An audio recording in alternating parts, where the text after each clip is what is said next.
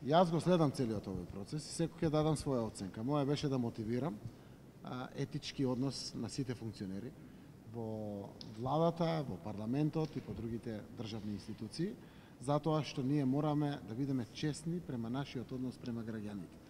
Внимателно мораме да ги слушаме сите реакции на граѓаните, но при тоа уште еднаш укажувам да не се претераме, затоа што граѓаните имаат право на засновање на работен однос овде во својата земја. Ако тоа стане преизнасилено, прегорко чувството кога реагираат граѓаните, тогаш треба да закочиме и да направиме чекор назад и да се коригираме. Јас очекувам дека тоа ќе го следат сите. Тоа не значи дека не требат луѓе кои што се членови на семејството да барат работа овде во нашата земја. Но дури тоа кога се случува, тоа мора да биде на исклучително транспарентен начин, по пат на компетативност и слично, и да се стави црвена линија до каде е тоа дозволиво, до каде не е дозволиво, затоа што еве да претпоставиме обичен граѓанин завршил високо образование, веројатно и магистрирал и се обидува. И ќе слушне некој член на семејството на функционер, изгубил шанса.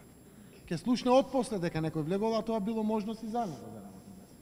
Мораме да овозможиме на сите граѓани еднаков третман, компетативност и конкурентност во одлучувањето при заснованието на работен однос, посебно во јавните институции. Јас го очекувам тоа и во приватните институции секако, но посебно во јавните институции.